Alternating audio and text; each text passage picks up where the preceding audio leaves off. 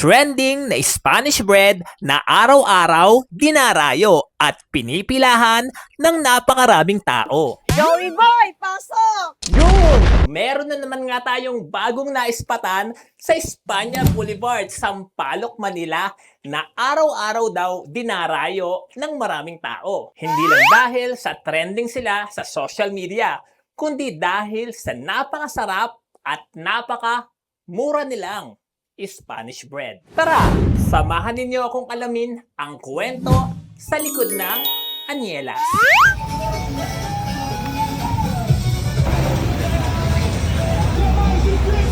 Ganito ang eksena araw-araw. Dito sa Anielas, mapapansin mo kaagad ang dami ng mga bumibili. Isa lang naman ito sa mga patok na pasalubong stores dito sa Espanya Boulevard at ang mas maganda rito, bukas sila 24 oras. Ano po yung tinitinda natin dito?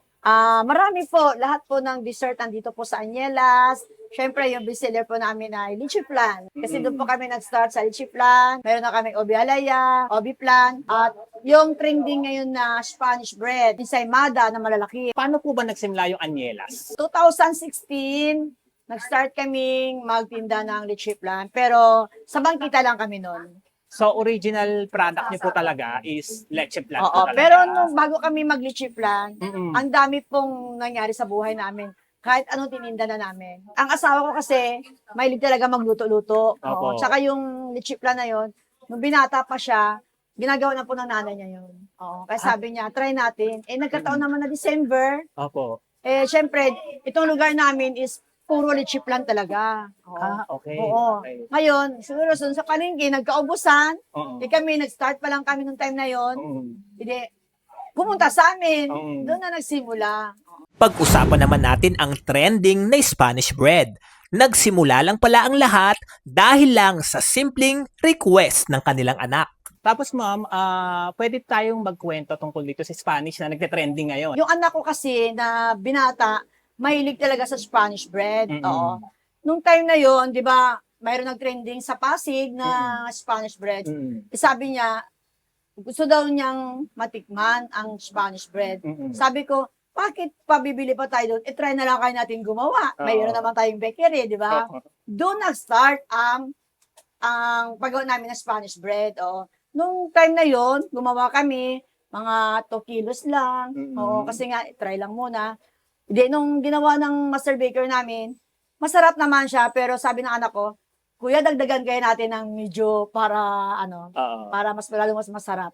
Di yun na, may dumaan, hanggat naubos yung 2 kilo, mga ilang araw, umabot na kami ng ilang sako na. At kapag natikman mo nga naman, talagang maiintindihan mo kung bakit ganito kahaba ang pila dito araw-araw. Kita nyo naman sobrang lambot ng tinapay. Generous din ang palaman sa loob. Medyo may konti siyang tamis pero bawat kagat mo talagang satisfying. Sa 10 piso ba naman, hindi ka pa naman ba masasatisfy? Aba, sa panahon ngayon na nagtataasan ng mga bilihin bibihira ka na lang makakita ng ganitong kasarap na Spanish bread sa halagang 10 piso lang. Pero hindi lang Spanish bread ang dahilan kung bakit dinarayo ang Anielas. Marami rin silang mga masasarap na panghimagas at pampasalubong tulad na lang ng isa sa bestseller nila rito, ang kanilang creamy leche flan, ube halaya, moist na banana cake, floating island, at syempre ang isa pa nilang nagtitrending ngayon, itong kanilang ensaymada. Tapos may bago po kami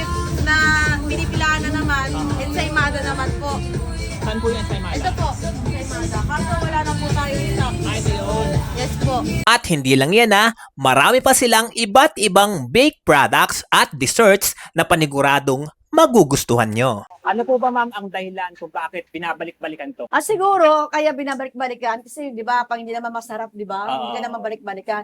Tsaka yung napakamura, Magkano po ba ma'am? 10 piso. Grabe! Di ba? Yung po pala, kaya po pala, Oo. binabalik-balikan bukod sa masarap, mura pa. Mura talaga. Saan nga po ulit matatagpuan tong Anielas? Ang Anielas Lychee Flan, matatagpuan po sa 1730 Espanya Boulevard, Sampaloc, Manila. Tabi lang po ng Mang Inasal. 24 hours po kami. Sa mga gusto mag-reseller, punta lang kayo sa Anielas Lychee Flan. Andito lahat ang pwede nyong itinda. Murang-mura lang at masarap pa. Ako po si Realiza Arroyo Balahim, owner po ng Anyelas Lechiflan.